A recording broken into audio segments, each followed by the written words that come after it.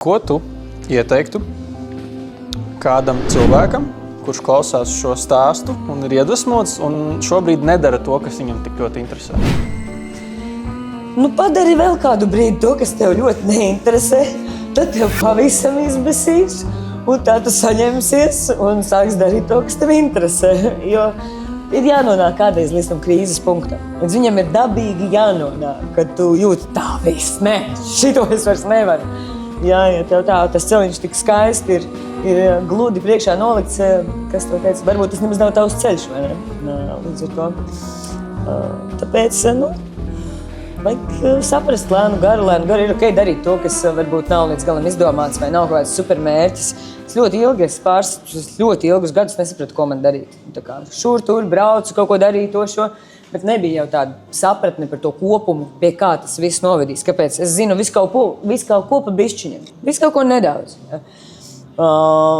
Redz, beigās tas viss sapratās, salikās kopā. Kāpēc man bija jāzina visu kaut kas nedaudz pa bišķiņiem. Lai es varētu saprast, kā šādu visu lietu veidot. Tā kā dažreiz varbūt liekas, šis nav mans, varbūt šeit es kļūdos, bet nē, tas ir vienkārši viens no puzles gabaliņiem. Tā kā dariet. Galvenais ir darīt. Labāk, sliktāk. Galvenais ir darīt. Pēc tam sapratīs. Iemācīsies, vai arī kaut kas foršs būs, notiks kaut kas labs. Bet anyway, iznākums būs labs.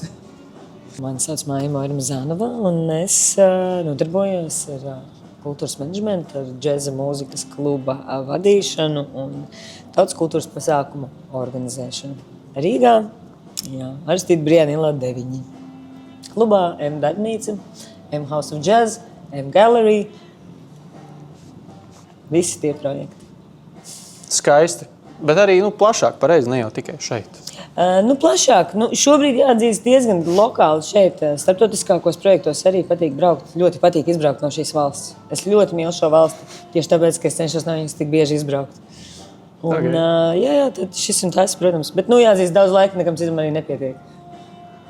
Salīdzinoši nesen apritēja 5 gadi M-darbnīcai, pareizi? Jā. Laiks skrien vai velkās? Nesās. Lido. Okay. Un kāda ir tā sajūta, kad bija tā diena, kad ir 5 gadi? Bija tāda smaga diena, notikuma pilna? Zini, es jau minēju, šie 5 gadi viņi ir tādā ātrumā notiek, kad es nepaspēju. Pat nesapratu, kurā brīdī tas notika, kur vasara pazuda, kur kas notika. Tas apjoms un tas darba ritms, un tas, ka ir daudz koncertu, 3 nedēļām gatavošanās un komandu un darbi un tas un šis. Tas ir ļoti dinamisks dzīvesveids, un līdz ar to laiks nenormāli ātri skrien. Nenormāli. Vairāk par darbnīcu, kur tieši radās ideja? Ideja jau bija galvā kādu laiku jāatzīst. Ideja tur jau brieda gadiem, un no mazas domiņas līdz kaut kādā no sapnīša, līdz tiešām idejai, kas spētu sevi realizēt.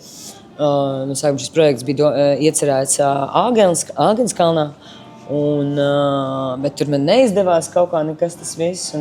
Pagāja laiks, un tad es satiku pareizos cilvēkus, un kaut kādā it kā nepareizajā brīdī, 2020. Kā mēs nebija jocīgs gads, tomēr radās šī iespēja, kur nevarēja neizmantot. Un, kad rodas tāda iespēja, viņa vienkārši ir jāizmanto. Pat tad, ja viss laiks, kurā tas notiek, šķiet neprecīzākais un neizdevīgākais. Jo varbūt tas ir tieši tas, kad tās iespējas rodās. Un, līdz ar to es paņēmu šo iespēju. Mēs sākām veidot telpas kopā ar manu partneri Uģi Maļinovski. Divatā ieguldījām visu kaut ko, visu, principā, kas mums bija. No savas puses mums bija zināšanas un jau pieredze, un, protams, ir cilvēki, džeza communities un tas viss. Uģis atkal zināja visu par būvniecību, jo šī telpa, šī ēka, M-darbnīca, principā bija grausta statusā. Ļoti ļodzīgas grīdas, visa elektrības sistēma, visu tur ļoti daudz mēs lēnu garu ieguldījām. Tā kā tas bija tāds kaut kāds absolūti no vienas puses utopisks sapnis, bet kaut kādā mistiskā veidā tas realizējās. Un es joprojām katru reizi brīnos. Un, 5 gadi ir pagājuši, un tāds, mēs esam te vēl joprojām. Jo, zinot džeza klubu statistiku, parasti gadiņš 2, 3, 5 ir pagājuši, un man liekas, ka sākums ir tikai tagad ir patiesi. Tāds stabils tāds sākums, kur mēs esam pierādījuši. kur cilvēki mums uzticās, nāk uz koncertiem. Man liekas, tagad ir tas laiks. Pirms tam visu laiku bija tāda izaugsme. Laikam šajā gadījumā statistika galīgi nepalīdz noticēt sev. Jā. Jā, tad no pirmās dienas tas jau bija kopdarbs, tas nebija viena cilvēka ceļš, kurš... Nē, šādi projekti nekad nav viena cilvēka ceļš. Kur ta vienam cilvēkam to paveikt? Te ir milzīga māja, tas ir gan kultūras community darbs, gan cilvēki, kas stāv un visi rūpējas par to, lai šeit būtu silti, labi, jauki, lai ir dzērieni, lai visi tie vienmēr ir bijuši. Tas ir kolektīvs, kurš ir no 2, 3, 4 izaudzis, dažreiz līdz 15, tad atkal bišķi mazāk mēs šobrīd esam, bet tā vienmēr ir komanda. Es noteikti vienmēr saku, ka tas nav mans nopelns, tas ir komandas nopelns. Un šī komanda ir mainījusies, bet tas, ko katrs cilvēks ir ienesis un iedevis šai mājai un šai darbnīcai, kā darbnīca ir attīstījusies, arī tas nav viens cilvēks darbs, tas ir tieši komandas. Katrs mazais tāds enerģijas pieskāriens no cilvēkiem, kas šeit strādājuši, ir noteikti tas, kas to ir veidojis. Jā, redzēju par jums mājaslapā aprakstā, tā komanda sastāv no, ja nemaldos, ir 7 cilvēki, tā oficiālā komanda sarakstiņā, bet cik varētu būt tie, tad, ja mēs sauktu pārējos kā draugiem? Cik cilvēki ir draugu pulkā aiz šīs darbnīcas? Es domāju, ka daudz. Es jau nevaru tā saskaitīt, bet tikko 5 gadu jubilejā man bija tāds prieks, es gāju cauri kompim un mēģināju atrast visas bildes, kas man ir no 5 gadiem. Un man pašai bija liels prieks un pārsteigums. Es visu samaketēju tādā lielā darbā, visu šo sienu. Un bija tik daudz sejas, kuras es varu saukt par draugiem un par darbnīcas draugiem. Gan mūziķi, gan mākslinieki, gan dzējas cilvēki, gan video cilvēki. Principā šī bija tāda platforma, kas daudziem ir ļāvusi varbūt attīstīties katram savā virzienā. Ja? Vienā brīdī mēs visi esam vienā kopumā, un tad katrs attīstās, tāpēc jau tā platforma ir forša. Satiek cits mākslinieks, veido jaunus projektus, ja? Tā kā iet uz priekšu. Lai saprastu darbnīcas būtību, kā raksturotu klientu? Kas ir mūsu apmeklētājs? Jā. Mūsu apmeklētājs, kultūras mīloši cilvēki, kam patīk iziet ar pievienoto vērtību. Ja, tu izgāji, paklausies koncertu, apsies izstādies, parunājies ar kādiem draugiem, paziņām, iemācījies kaut ko jaunu, kaut kā iedvesmojies. Tas ir mūsu apmeklētājs. Viņam varbūt, es skatos, 21, 18, varbūt mazāk, tad 25, 30, 45.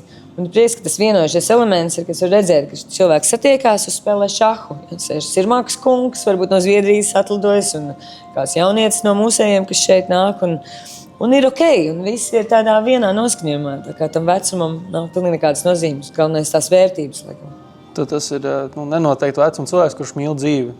Jā, mūziku, mākslu, dzīvi, līdz ar to pabaudīt nedaudz. Vai tā pirmā doma par visu šo ir tagad mainījusies šodien? Nē.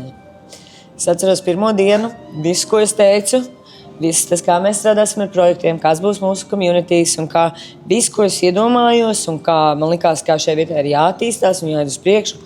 Man ir liels prieks teikt, ka tas viss ir noticis. Un tas viss vēl notiek. Un iet vēl uz priekšu un uz priekšu. Mēs esam, kā es saku, platforma, kas visu laiku nedaudz arī kustās tādā spirāla veidā. Es vēlētos tam ticēt. Bet tie pirmie soļi, kas bija idejās, tie visi ir izveidojušies. Un tas viss notiek. Viss, ko mēs plānojam. Rīgas doma mūs atbalsta, Kultūra Kapitāls mūsu programmas atbalsta. Mums ir lieliskas programmas, mūziķa šovasar bija pie mums spēlēja Kamasi Vašingtons. Tas ir tā kā, varbūt, ja kāds nezina džezu, noteikti paklausieties. Ja, bija fantastisks Palladium koncerts Pink Noise festivāla ietvaros. Un tas bija kaut kas tāds, kad pasaules līmeņa mūziķi stāv te uz šīs skatuves ar visu savu bendu, grūvo tā, ka vienkārši un spēlē pēc sava lielā koncerta. Ilgi spēlē ar mūsu foršiem maziem, ar jauniem mūziķiem, ar pasniedzējiem. Ja es skatos, ir tāds, tev ir LA experience. Šeit, kur Rīgā, kur te. Es nevarēju būt lepnāka. Man bija tā kā drop the mic. Tas ir daudz emociju. Tas atnāca, kamēr atnāca vēl. Kā ir ar atbalstu šādai vietai. Jau 5 gadi, runājam, statistika nav spīdoša. Tagad ir tā, ka pa durvīm nāk lērums ar cilvēkiem, kas vēlas atbalstīt šo visu. Jā, reku viņi ir, neredzi viņus. Reku viņi laužās iekšā pa durvīm. Apsargāji, jā. Šis jautājums vienmēr ir atklāts. Protams, ka tādām kultūra vietām mēs jau mēģinām darīt visu, ko mēs varam. Visus projektus rakstam valstī, bet valstī arī nav bezizmēra. Jā, viņi mums, protams, atbalsta, mēs esam milzīgi pateicīgi. Bet mums vienmēr vajag kādu jaunu paklāju, vienkārši atbalstu programmām un tam, ko mēs darām in general, tā kā vispār kam kopumam, teiksim, mūsu pašu komandas algām dažreiz, ja, kad nav kāds projekts, ir tāds grūtāks brīdis, ir pēkšņi pavasaris, visi brauc uz laukiem, ja, zin kā Latvijā ar iedzīvotājiem, pēkšņi ir silta diena un neviena nav. Tā kā tur palīdzēt, kur mums ir vienmēr tas pats apkuras jautājums. Mēs jau neesam centralizēta māja, mums ir pilnīgi viss ir autonoms šeit. Mēs kurinam ar malku, un ūdens mums ir no spicas, un es pat nezinu, kā mēs te eksistējam, tik patīkami. Bet tā kā atbalsts vienmēr kokmateriāli, izveide, jauni krēsli, jebkas, you name it. Mums visu vajag. Augus arī vediet šurpu, dīvānu, visu ņemam. Okay. Tad nākamajam sapņotājiem stabilitāte nav īsti garantēta. Bet kam vispār stabilitāte ir garantēta? Kuram ir garantēta stabilitāte? Bet es gribēju atgriezties pie tā iepriekšēji par to visu ņemam. Tas ir tas mūsu koncepts patiesībā. Ja apstās apkārt šeit, kā ir M-darbnīca uzbūvēta, tad viss šī dīvāni, viss mēbeles un visas lietas, kas šeit ir lielākoties, ir vintage vai atrastas vai uzdāvinātas, atdotas un kaut kādā veidā salasītas un atradušas ceļu pie mums lielākoties. Un kaut kāds viss jūtas kā mājās. Jau dzīvojuši savu dzīvi, katrai lietai ir savs stāsts. Tas ir tāds. Par sevi. Kur radās mūzika? Parādījās kurā brīdī? Vispār es mācījos muzikas skolā. Un bija tāds traks laiks muzikas skolā. Es biju baigais protestētājs. Es nevarēju kaut kā pret to sistēmu. Man nepatika sistēma, un es gribēju visu laiku protestēt. Ar to kaut kādā mistiskā veidā mani no muzikas skolas izmeta. Par uzvedību, par vēl visu kaut ko. Palūdzu aiziet no muzikas skolas. Piedod, ka pārdāts. Nepatika iet uz muzikas skolu vai mūzika? Kas tieši nepatika? Pati sistēma muzikas skolā tajā laikā. Tu atnāc bērniņš uz muzikas skolas klavieru nodarbību, ja tev jau būs tagad Bahu jāspēlē, jau visu tur trīci. Tādā ziņā, ja, un tad ir jādzied tas un jādara tas, un ļoti rēti, kad tu atnāc to mūziku. Man liekas, ka mūzika tā ir tāda lieta, ja viņa plūstoša, viņa ir kaut kas, kas tevi tā kā atbrīvo un ļauj tev justies labi, ja, un palīdz pat un tā kā dod to prieku. Bet tajās iestādēs bieži vien tas ir ļoti tāds kontrolēts un centralizēts moments, kas nedod iedvesmu, man liekas, jaunākiem cilvēkiem. Līdz ar to arī man bija protests par šo visu, un es to visādi izrādīju, un man palūdzu un triec aiziet. Bet nākamais ceļš, man vecāki man pieteica, mana mamma man pieteica Talantu fabrikā, numur 1, kopā ar Donu, Čili, Lili un vēl visiem pārējiem ļaudīm.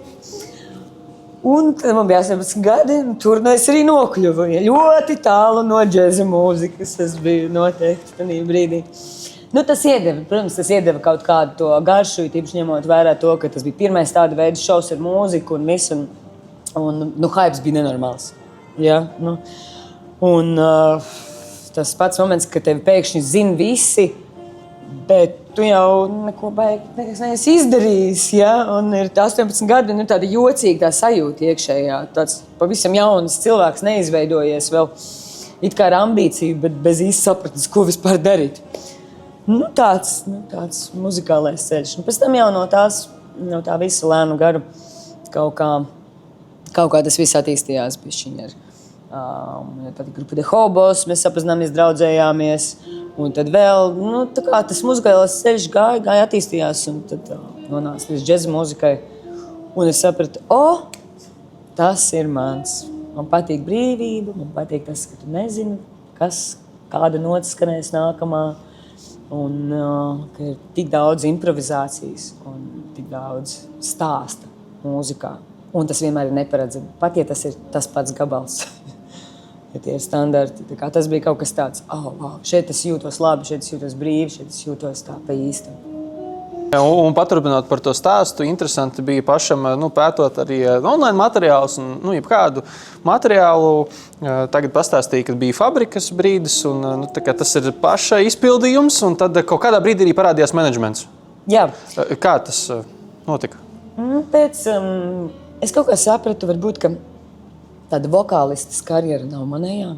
Es tā neizjūtu sevi tur, bet visa tā vide un šķita interesanta un visa mūzika. Un kaut kādā ziņā man arī sanāca salikt kopā lietas. Salikt kopā tūres, salikt kopā kaut kāds reklāmas materiāls, salikt kopā. Vienkārši kaut kā man tas labi izdevās. Dažreiz labāk, dažreiz sliktāk, bet es vienkārši to turpināju darīt un līdz man sanāca aizvien labāk. Un kā Latvijā arī paziņu loks, ar ko tu strādā kopā, pazīst cilvēkus līdz ar to. Tas tā dabīgi izveidojās. Tas nebija tā, ka es gāju mācīties mūzikas menedžmentu kaut kur vai kaut ko tādu. Es kaut kā ļāvos tam visam plūdam. Tāds pašmācības ceļš. Jā, tas manējais. Bet visā tajā ceļā līdz šodienai ir bijis kāds viens varbūt izteikts mentors vismaz vai kāds cilvēks, kas ir pateicis priekšā, ko darīt un kad? Nē, tāds viens laikam mentors man nav, bet cilvēki, ar kuriem es esmu saskārusies dzīves laikā, un tie notikumi, kuros es esmu bijusi šajās dzīves laikā, viņi man ir iemācījuši daudz. Pēc tam beidzās tas fabrikas laiks, un tad es strādāju par menedžeru Gainfast grupai, mums bija arī ciešas attiecības. Pēc tam es aizbraucu uz Ķīnu un tālāk uz Vietnamu un padzīvoju Āzijā kādus vairākus gadus. Un tas bija tas laiks, 2010. kaut kur ap to laiku, kad šie piedzīvojumi un šīs pieredzes, tas bija mans vislielākais skolotājs. Iet, aplausties, kļūdīties, varbūt kādreiz tieši otrādi, izdarīt kaut ko super labi, ko pats nemaz negaidīja, ko varēja izdarīt. Tas tā kā veidoja patiesībā to visu, kas šobrīd te arī ir. Viss tas ceļošana, pieredze, mūzika, ļoti daudz notikumi, ļoti spraiga. Man dzīve droši vien ir bijusi un būs vēl joprojām. Tā kā tas viss arī to ir veidojis. Viens cilvēks noteikti nē, dzīve. Es pieņemu, šis varētu būt līdz šim kā gala produkts, kur mēs tagad esam, šeit sēžam, runājam, un gan jau, ka tas sākās kā sapnis. Sākotnēji viņš bija savādāks? Es nezinu, pirmkārt, vai šis ir gala produkts. Man liekas, ka šis ir vēl viens posms. Jā? Nekas nav mūžīgs. Arī šai vietai un tam, ar ko es šobrīd nodarbojos, pienāks savs dabīgais nobeigums. Kad tas būs, es nezinu, bet noteikti kaut kad tas notiks. Vai sākuma ideja? Jā, sākuma ideja bija šāda. Nākamais līmenis arī. Zin kā, šis viss, ar ko mēs nodarbojamies, un es tā skaitā, tā sajūta, kāda ir, tad, kad tu ej uz priekšu pa trepītēm, tā lēnu garu, lieso savu nākamo soli, un tu nezini, vai tur ir tā trepīte, vai viņas tur nav. Tu vienkārši paļaujies, tu ej to soli uz priekšu un domā, ok. Un kaut kā dažreiz viņa tur nonāk, dažreiz tu redzi viņu kādus 2 pakāpienus uz augšu, atkal neredzi kaut ko. Un tas ir tas stāsts, nevar zināt, vai šis ir produkts, vai kas ir gala produkts, varbūt pēc šī būs vēl kāds cits lielāks gala produkts. Katrā ziņā man ir prieks par to, ka tas ir, ka cilvēkiem ir forši vietas, kā laba mūzika, ka mākslinieki izstādes katru mēnesi, ir community momenti. Man ir ko darīt, man ir daudz labas idejas, arī turpmāk par attīstību un international sadarbību. Man gribās, lai Rīga ir forša pilsēta, kur ir kur aiziet, ja?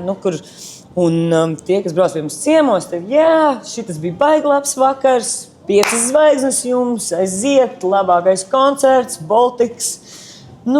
Kad ir, kad tu jūties, kā Eiropā. Mazliet tagad jau ignorējot manu sarakstiņu, es gribu pajautāt. Minēju tikko, kad tas gala punkts nav zināms, ir soļi, mēs nezinām, kāds viņš būs. Un minēju, ka katram visam ir dabiskas beigas kaut kādā brīdī. varbūt no iepriekšējiem dzīves periodiem, ne par šo runājot, kādas ir tās pazīmes, ka cilvēks var zināt, ka kaut kādam produktam ir beigas un viņas tuvojās? Tas labs jautājums. Parasti tad, kad beidzas entuziasms. Man vismaz ir kaut kāds posms. Man tas šķiet, tas ir jādara, viss izdara kaut kādu kopumu. Beidzas entuziasms. Un tad arī virzies tālāk. Vai tu attīsti to pašu lietu, vai tu sāc kaut ko jaunu, vai tas ir, teiksim, turpinājums vai izaugsme citā jomā kaut kādam lielākam mērķim, tikai jauns skills.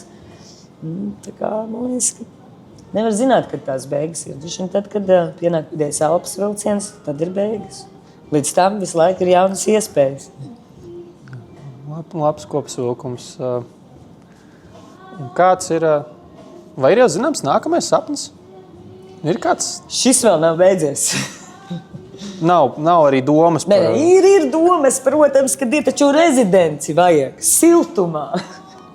Jā. Protams, ir daudz mūziku, daudz mākslinieku. Mēs visi dzīvojam pie Baltijas jūras, mums ir augsts, mums vajag siltumā, foršu rezidenci uz kādiem 12 numuriņiem ar studiju, ar labu launžiņu, kur mums taisīt foršus koncertus un visiem vienam braukt pie otra ciemos un rakstīt jauns albumus un turpināt taisīt fantastisku mūziku.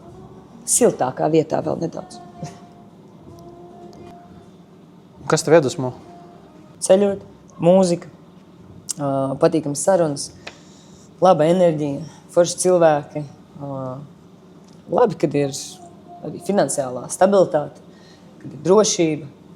Tas viss, kas mums cilvēkiem ir tik ļoti nepieciešams un dara mūs laimīgus, principā. Simple things, vienkārši. Un man ir jāizceļ stils. Nāk no džēza, no mūzikas pasaules vai ir kaut kāda cita iedvesma tieši apģērbam, ģērbšanās stilam? Pēc noskaņojuma. Kā, kur reiz man patīk arī Adidas, man patīk arī rajončiks. Un man ļoti patīk 70. un tāds škļošenītis. Vispār tas 70. gadu ļoti labs noskaņojums, ir hippie laiks. Tā, patiesībā, varbūt es neesmu es nesekoju modei, bet man patīk dažreiz iejusties kaut kā tēlos tieši caur apģērbu un to, kā izskatās tas kopējais tēls. Man izlikās, vai tas ir Raimonda Paula paraksts augšā? Jā, tas ir Raimonda Paula paraksts augšā. Tas bija sen. Viņam šeit bija mēģinājums. Tas gan bija vēl pirms pirms House of Jazz laikiem. Viņam bija mēģinājums kopā Kopziņu un vēl 3 vīriem tumšākiem. Jā, es gan neatceros, kas pa sastāv. Un tad man šis paraksts tika uzlikts. Tā viņš tur stāv godā un cieņā un netiek nekādā veidā aizkrāsos. Mēs uz vispārējo atjauninājumu šo vietu mēs neaiztiekam. Un tas ir uz palikšanu. Tas ir uz palikšanu. Iepriekš dedzīgi stāstīja par notikumu, kas bija noticis Palādījumā, kur atbrauc spēlēt džezu, un tā sajūta, ka Losandželos ir šeit. Kāda ir atšķirība džezam Rīgā un džezam Ņujorkā? Man sanāca būt Ņujorkā tieši šogad februārī un aiziet uz 2 klubiem. Village Vanguard ir tāds ļoti slavens klubs. Tur gan spēlēja Kurts Rozenvinkels tajā dienā, kas ir Berlīnē bāzēts ģitārists. Lielisks, tā kā man nesanāca tur noklausīties Ņujorkas džezu, bet blakus The Groovā tas bija fantastiski, tā bija ļoti laba pieredze. Tas nebija džez, tas bija vairāk grūvs un funks, bet katrā ziņā tā sajūta un emocijas bija patiešām tādas biezas. Atšķirība varbūt ir tā, ka muzikālā kvalitāte noteikti mums ir ļoti augstā līmenī, bet man gribētos Latvijā panākt šo te emocionālo iesaisti vairāk, šo te tā, kad tev patīk un tu to parādi, ja? Un tas dod mūziķim vēl tādu atkal to atpakaļušo saiti un ir tāda ļoti, ļoti laba sinerģija. Tas pietrūkst Latvijā nedaudz. Ņujorkā, protams, cilvēki ir atvērtāki, atklātāki, viņi uzreiz rāda visu, kas viņiem patīk. Un arī met naudu un pīkstina QR kodus un ko tik nevēl. Tas ir brīvi. Šeit dažreiz liekas, ka tas ir nav pieņemami, nav ok, ja tev kas. Jā, bet tur diezgan patīk. Man patīk tā brīvība. Tas ir tas, ko gribētos bišķi vairāk šeit. Muzikāli es teiktu, mēs jau esam tur. Mēs esam tuvu, jā. Tad tas mūsu raksturs mazliet dod to starpību, jā? Nu, Baltiks. Okay. Paldies. Lūdzu.